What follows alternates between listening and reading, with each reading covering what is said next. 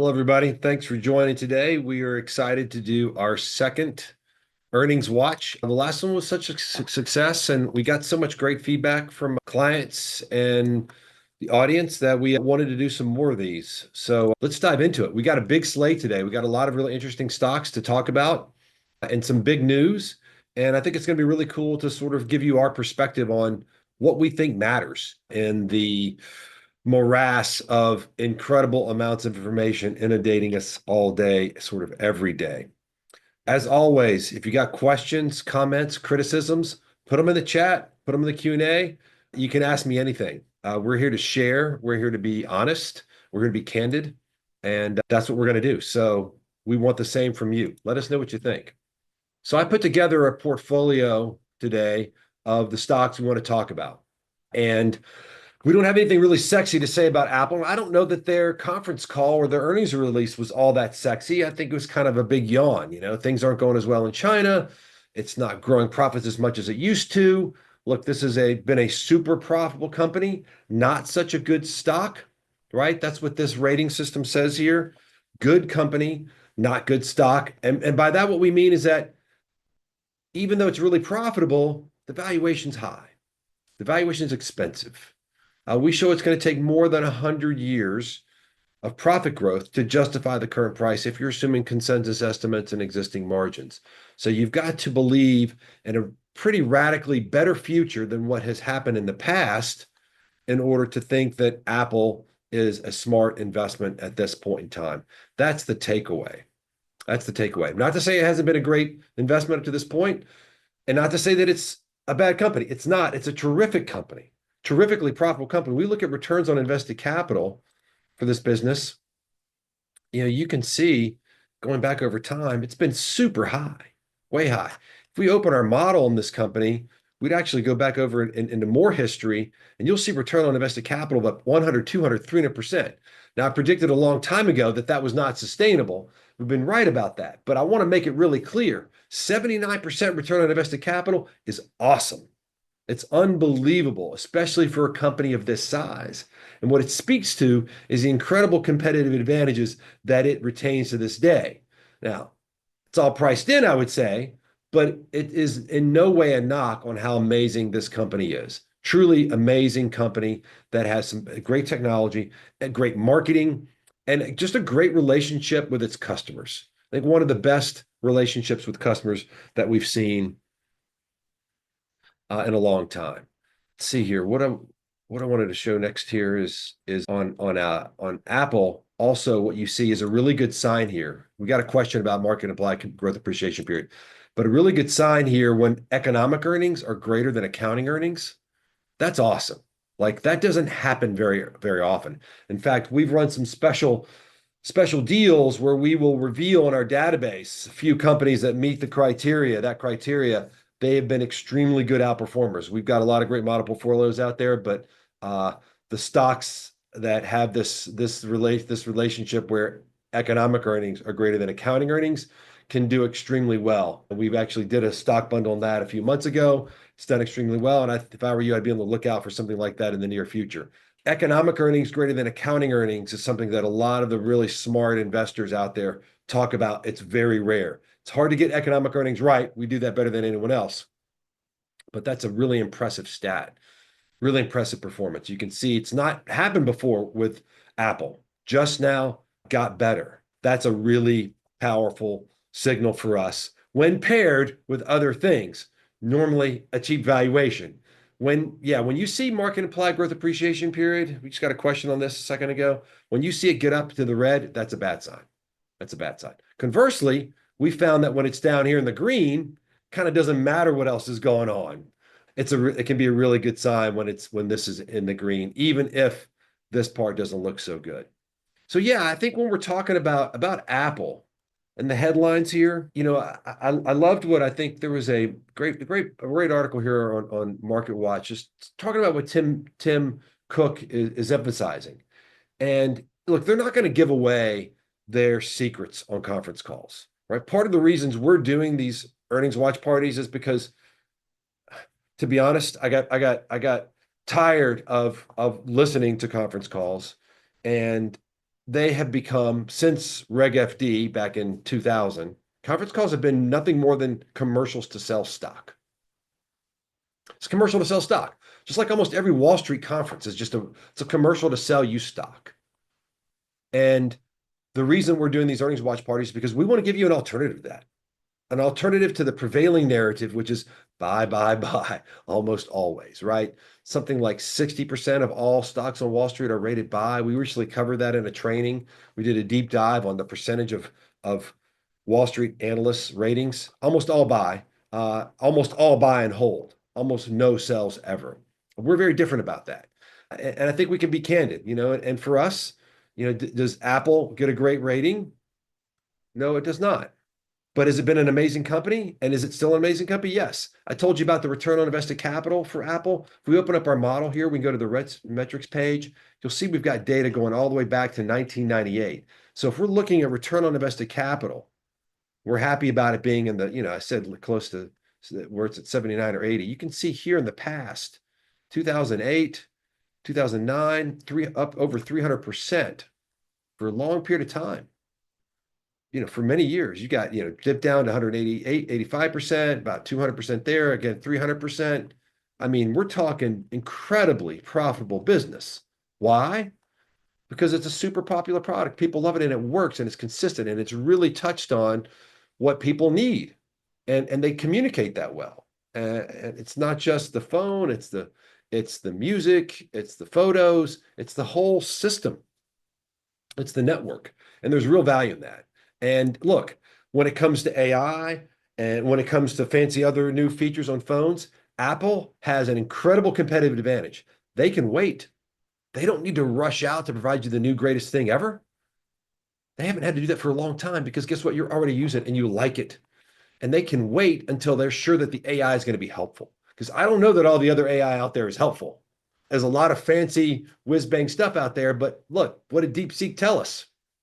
It's not hard to build something comparable to what all the people have been raving about for much cheaper and much quicker. Why? Because it's not that great. So they can wait, right? They can also wait to create foldables and other kinds of things that are now kind of gimmicky and exciting. But when Apple rolls it out, I think everyone will believe, hey, this is going to work. It's going to be awesome. And they'll buy it. And again, I think my takeaway is that's what's priced in to the stock already. So nothing really crazy or wild revealed from the earnings call. I think a similar thing that we've seen in the past, which is Tim Cook saying, be patient. We're in a good position. China's going to be a headwind. I think so. I mean, I think China, look, they want to sell their stuff and they're going to make sure that their stuff sells. But I don't think that means in any way that Apple is going out of business. It's a terrible company. I don't think there's as much upside there as there is in stocks that we would recommend. So Apple would not be one that we recommend. We're gonna recommend to our clients stocks that we have a lot of confidence in going up a lot in the short to medium and long term because the expectations baked into those stocks are the stocks we like are very low. And with Apple, you've got really high expectations. This in the red is a red flag. Yeah, another good point here from the audience here. Yeah, you know what? Apple, we trust our privacy with Apple. That's a big deal. And I think that's another great thing. And I'm glad this is brought up that Apple does it, that they go out of their way to prove that you can trust them. I love that because that's what New Constructs is about. I think you need a source of research you can trust in the market.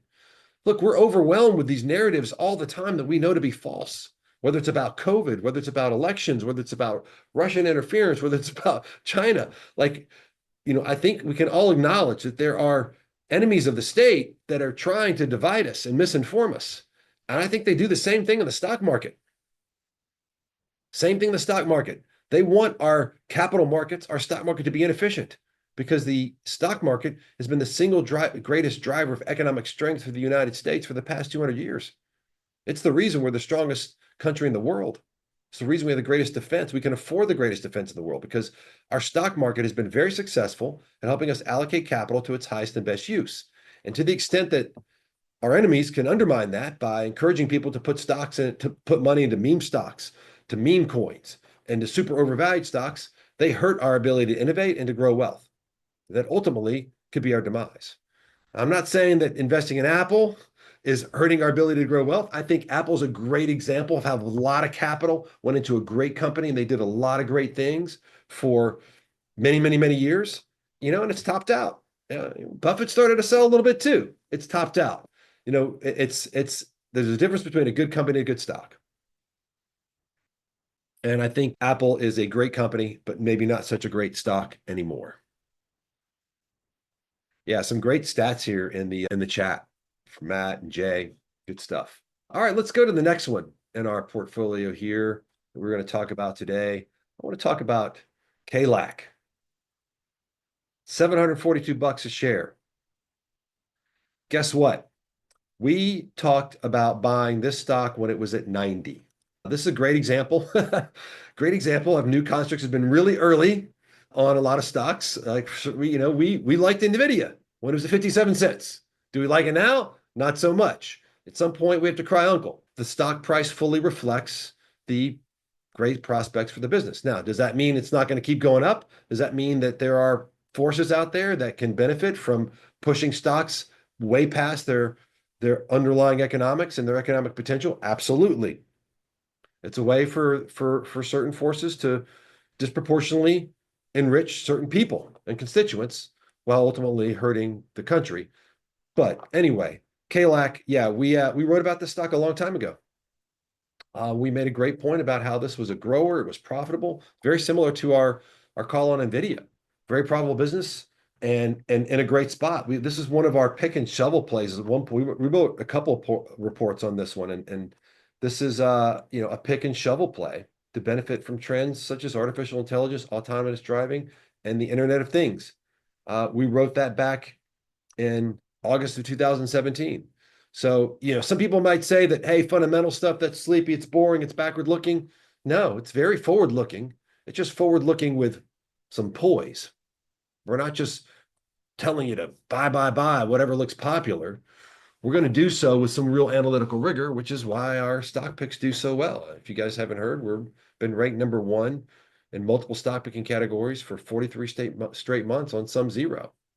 That's a professional buy-side only community. So we're not competing with Wall Street ratings, which aren't always so good. So KLAC, let's go in some detail here on KLAC. Again, you can see similar situation. Good company, not such a good stock. Expensive. Economic earnings aren't quite as good as where Apple is. Still positive, still doing well. The return on capital, good. Not as great as Apple, but still super strong. Look, 45%, man, that is nothing to discredit. That's awesome. That's a really amazing return on capital. And you want there to be lots of capital given to companies that have high returns on capital. When I say the purpose of the capital markets is to put capital to its highest and best use, the best way to measure how well a company is using its capital is return on invested capital. That's it. Because it says, hey, it starts with how much capital has gone into this business over its life, and then it divides that into the cash flows it makes, right? And this is a universal metric. We calculate return on invested capital on everything. We calculate on portfolios, on ETFs, mutual funds, and then of course stocks, because we think it's the ultimate measure of how well a group of companies or a company is utilizing shareholder capital, right? Cash flows divided by amount of capital that's gone into the business. It's the same way you think about a money manager, right? If a money manager makes you $1 million, well, that's terrible if they've got $1 billion. But if they only have $2 million, that's great. The denominator matters. How often do you think Wall Street talks about the denominator? Or why don't someone make a comment? How often have you heard Wall Street talk about balance sheets? You never do. They want balance sheets to be as big as possible. They're in the business of selling balance sheets, right? They sell debt, they sell equity. So they want people to raise as much as they can. They don't want you thinking about the balance sheet, but the balance sheet's incredibly important. And when you're earning 45 cents every year for every dollar of capital invested with you, that's awesome. That's awesome. You're in less than 3 years, you are returning all the capital given to you and creating more value. That's tremendous. That's what we want to invest in as a country. Companies that do that and are going to do that up to a point. Now, there can be too much capital in that business, and that's measured by the stock price being expensive. Whenever the stock price is implying that, for example, returns on capital are going to go to 200% and they're already at 45, well, maybe it's time to give that capital to another company. And I'm not saying the company already has to have a high return on capital in order to be worthy of investment, but it does have, you do have to believe that its return on capital will be greater than what it is today. That's the whole idea. You want to buy stocks with low expectations, sell them with high expectations. So you want to buy stocks where expectations for return on invested capital and profit growth are low, and they're going to get better. Then you're funding the future of America. Then you're funding the future of business, the future of innovation by putting money in those stocks where the valuations are cheap and the performance of the company is going to be better than what's embedded in the stock price. Now, I'm not saying it's easy to find those, but that's how capital markets are supposed to work, and that's how you really create wealth for yourself in the long term. 100% full stop. That's how it's done. So yeah, with KLAC, good company, not such a great stock. Great credit rating here. I mean, I think I would lend money to this company all day long. They're going to be able to pay it back. I mean, this is like, if you're going to buy debt, you buy debt in a business like this, because it's the default risk is like next to nothing. That's what you see here with the stock rating. Let's take a look quickly here and how economic earnings and accounting earnings have trended. Very similar. We tend to see that with really good companies, economic earnings and accounting earnings, like they're the same. They're not fudging the numbers. They don't have to play with any accounting rules to make the business look any better than it is, because it's such a darn good business. You see returns on capital steadily strong and high. What was our return on capital back in 2017? Yeah, 54%. So, it stayed high. Been a consistently high return on capital business for a long time. Let's see, what did the pundits say? KLA rises after earnings results draw praise from analysts. So when you see credit rating like this, when you see economics of a business like this, I'm not the only one saying I'd buy debt from this company or I'd lend money to this company anytime. Wall Street would too. Wall Street wants them to sell more stock, wants them or buy stock or do M&A, right? So are we surprised to hear praise from analysts? No. Do you think Wall Street investment banks get business from companies whom their analysts insult or don't say positive things? I mean, it doesn't have to be an insult. If you're not a cheerleader, investment bankers got a hard time getting a meeting with a company. So as I've said many times in a lot of my trainings, I've got good friends on Wall Street who were fired because they were not positive enough about the company, about certain companies that the bankers wanted to get business from. So yeah, good stuff. Strong market position. All this stuff is great and true. Bottom line is it's already priced in. Already priced in. All right. Let's talk about another company, Exxon. I believe this is actually in my own personal portfolio. Attractive rating. Now it's got a big acquisition imminent, so we think the economics of the business might change, which is why we suspend. There's a lot of reasons why we suspend stocks, right? All of you who have access, whether you're our lowest level client or a highest level client, you get access to these analyst notes. You can see all the reasons why we suspend. Professional clients have that reported, which one is the reason this time, but all the reasons are always listed and clear for people to see. Some are bigger deal than others. Like our required cash assumption was updated. We'll point that out. Risk of fraud, that's a bad one. Weak internal controls, that's a bad one. We flagged that for Supermicro back in August, and that was super helpful to clients. Suspended the stock, flagged it for weak internal controls, and guess what? It blew up. So we'll share these reasons for everybody. Only pro clients see why it's suspended. But look, Exxon, when I think about these narratives out there and look, bad actors, who want to undermine the efficiency of our markets. And that's forcing us to, or encouraging us to push a lot of money into the overvalued stocks, where we want to be putting that money into companies that are innovating and making real value. And Exxon is one of those. That's why I've owned it personally in my own portfolio. This is cheap. This 1.0, this green right here, price to economic book value. That's telling us that the stock price is saying Exxon will never grow profits from current levels. I'm not here to advocate for fossil fuels. I believe in climate change. I'm not a climate change extremist. I believe that we need to be good stewards of our planet. I believe that we are all, as humans, really compelled to be good stewards of everything. Wasteful activities are not healthy to everybody or anybody. And I think people that are wasteful in their own personal assets are probably not going to be good for, to be friends or to be in a relationship with. Because if they don't take care of themselves, how can they take care of others? So I genuinely believe in that. And that's part of why I started New Constructs, to support the integrity of the capital markets, the efficiency of the capital markets, to help our country be better stewards of our capital, help our citizens be better stewards of their own capital. So anyway, I believe in that. And what I'm telling you is that Exxon's a really good steward of capital, really good steward of capital. Now, do they have a high flying tech return on capital type level? No, it's an energy company. It's tougher. Has it been better in the past? Yeah, I think returns on capital have been better in the past. It's a cyclical business, but these guys generate enormous amounts of economic earnings. When you have a huge capital base like an Exxon, you're generating enormous amounts of wealth for our country, for the company, and for investors. And that's, and I think they're going to continue to grow. They're not just about pulling oil from the ground. They've got distribution. They're into other types of energy as well, and they're going to be, one of the greatest benefactors of alternative sources of energy as well. They'll be in the process. They'll be in the business of distributing and serving that also. You don't have to believe that, people are extremely evil or extremely good, right? That's what the bad actors, that's what China and Russia want us to believe, that, if you're a Democrat, all Republicans are evil. And if you're a Republican, all Democrats are evil. They don't want us to be able to have civil discourse. I think, can all acknowledge they don't want us to have civil discourse about anything, including stocks.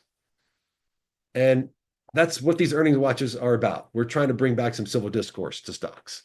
And I hope that you enjoy it. And I hope you feel compelled to let me know where we're getting off track, or, compliment us in the chat or in the Q&A. Yes. We have some of the smartest and best engineers in the world in the United States to pull energy from the ground and to allow us to operate with a low source of energy. One of the biggest advantages of being in the United States is that we get to live our lives, and our companies and our industry gets to run its lives, our lives, with a low cost of energy. If energy were twice or three times expensive, would our economy and would our economy be nearly as strong? No. Would our standards of living be nearly as good? No. Two of my sons spent, several weeks in Spain over the summers over the last few years, and they're like, Dad, like, there's no air conditioning. We can't, they don't, one of the kids almost got sent home because he snuck a fan into his room and ran it all night, and that used too much electricity, and this host family got really mad. Right? Like, that's kind of nutty. I'm not saying air conditioning is necessary, for a vibrant country, but, having air conditioning definitely improves my standard of living. And I think it also probably has a meaningful impact on the countries or the companies that want to do business in Spain. Look, if the cost of energy is that high, you're in trouble. So, look, we want to give capital to businesses that produce good things, produce real profits, and then are cheap. So we like Exxon. We like Exxon. And let's see, how did the earnings report for Exxon? What's the latest here on Exxon report? So you guys can see, I'm not watching this stuff minute by minute. After earnings beat forecasts. So let's see.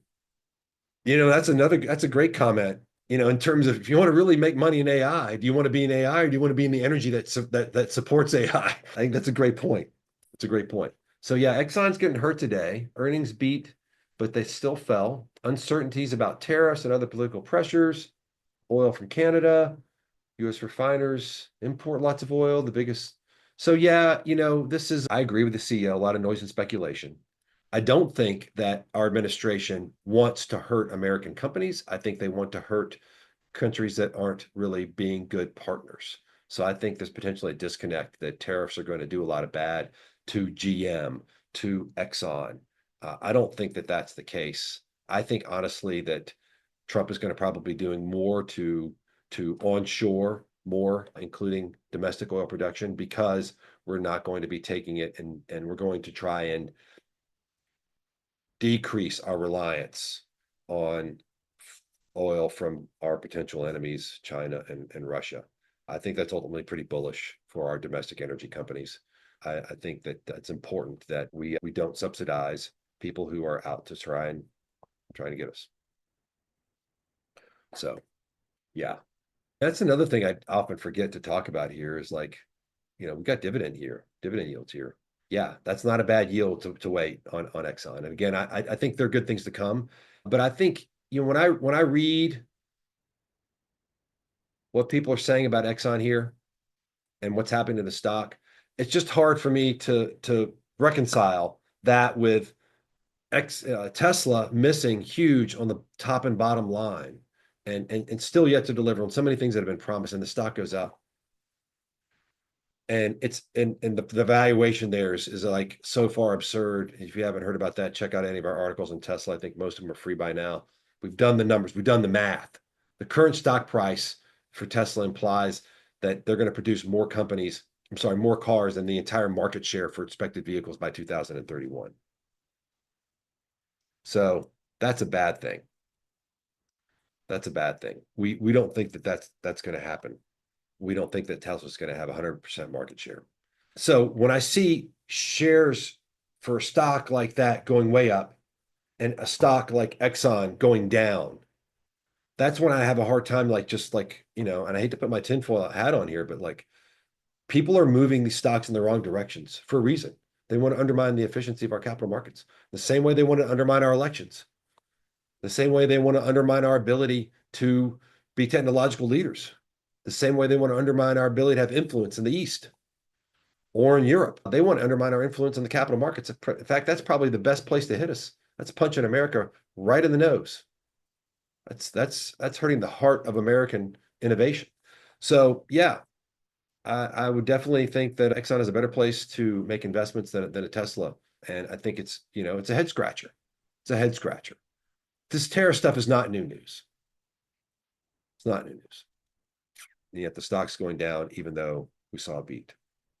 All right. Chevron. So I think we saw in this write-up on Exxon that Chevron is also down quite a bit today. It's also got a great dividend. What does our model say about Chevron?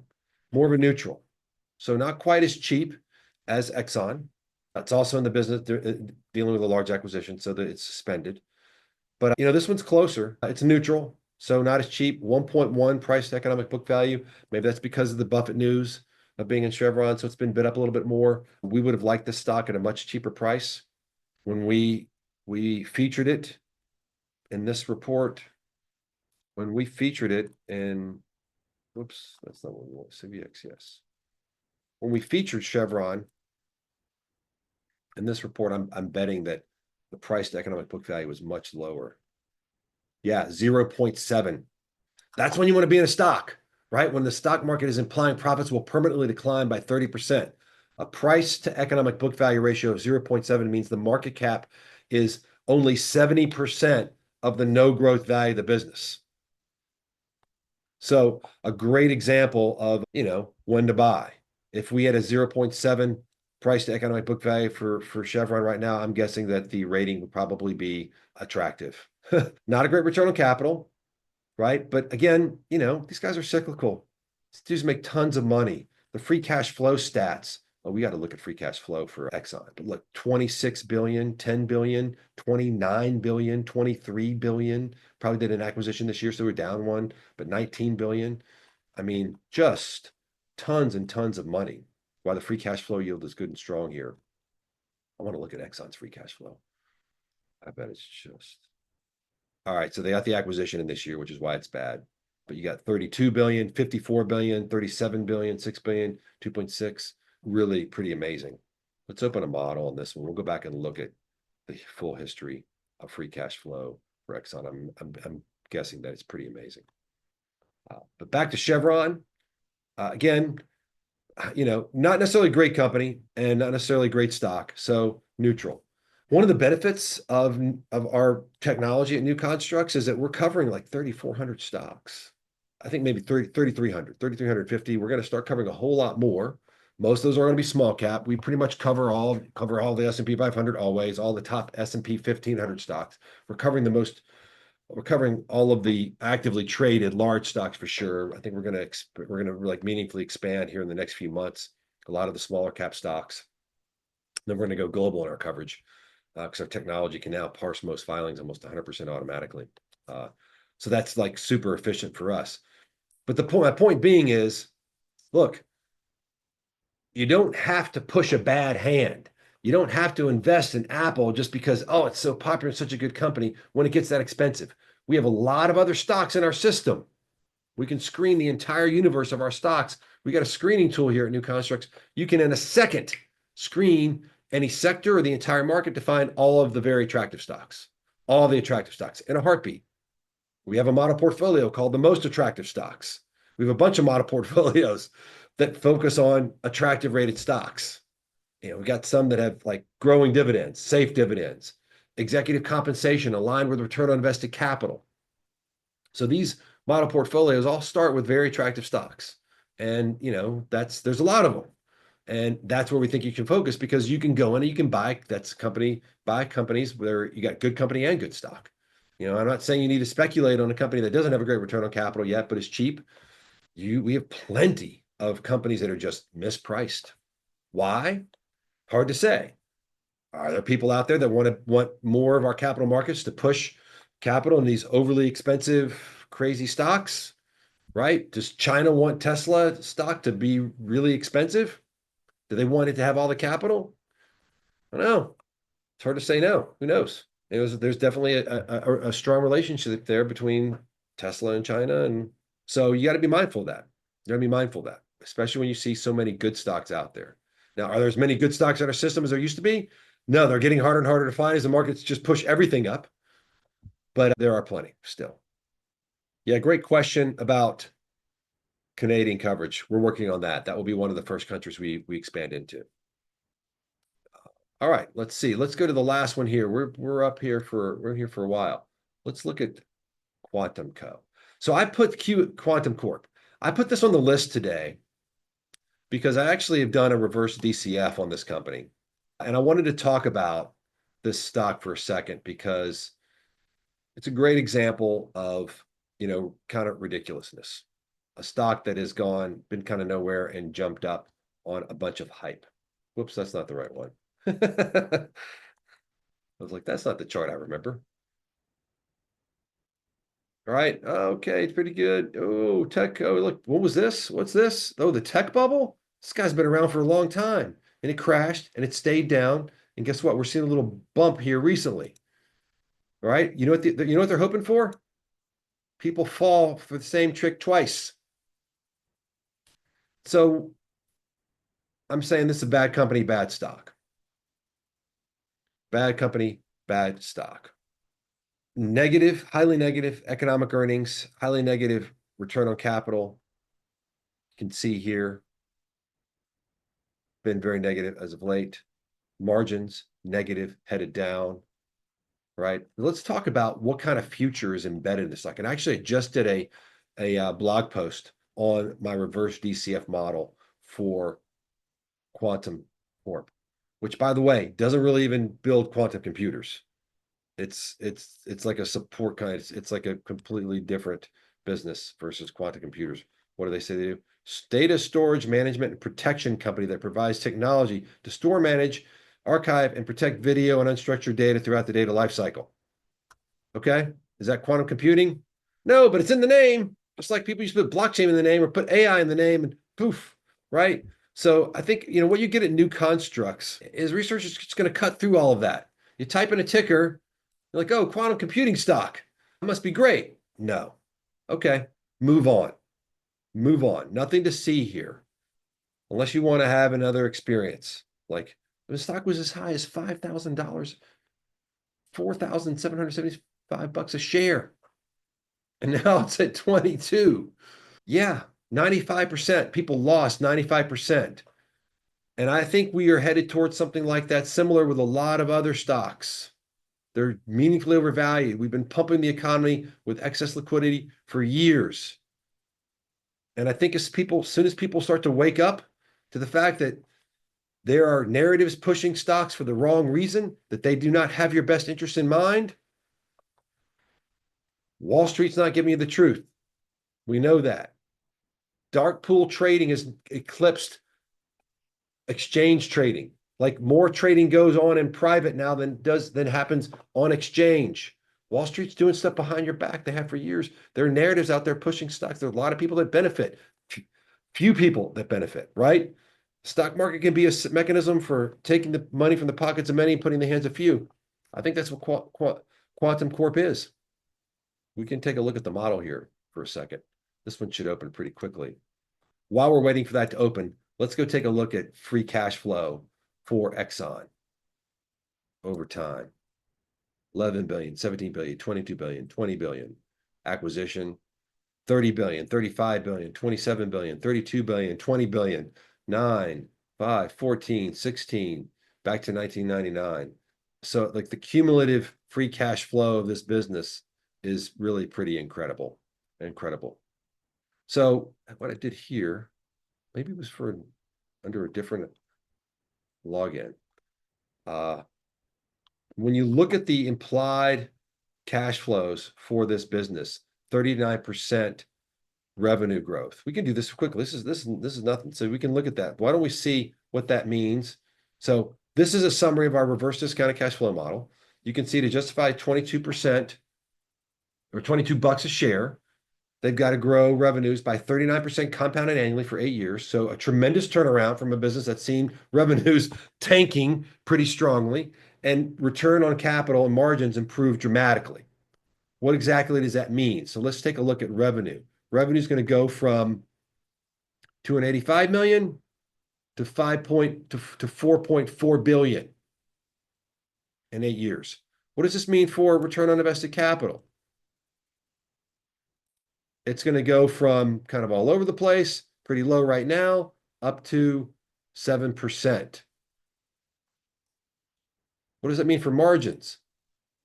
Get back to maybe where it was in the past. So the point is, good news is priced into this stock, right? I think to simultaneously grow revenues at such a high level while also improving margins, probably highly unlikely. Again, nothing to see here. We recommend avoiding, unattractive. So I think that's a super valuable capability, right? Like there's a lot of hype, there's a lot of news. Type in a ticker, get an answer, 2 seconds. Quantum Corp, move on. Nothing to see. All right, everybody. Well, thanks very much. We went pretty long today, 40 minutes. We're going to be doing 3 more earnings watches next week. Wednesday, Thursday, Friday, covering the biggest stocks. Stay tuned to your email. We'll be letting you know about it. Thank you again for joining me today, and I hope you guys have a great weekend.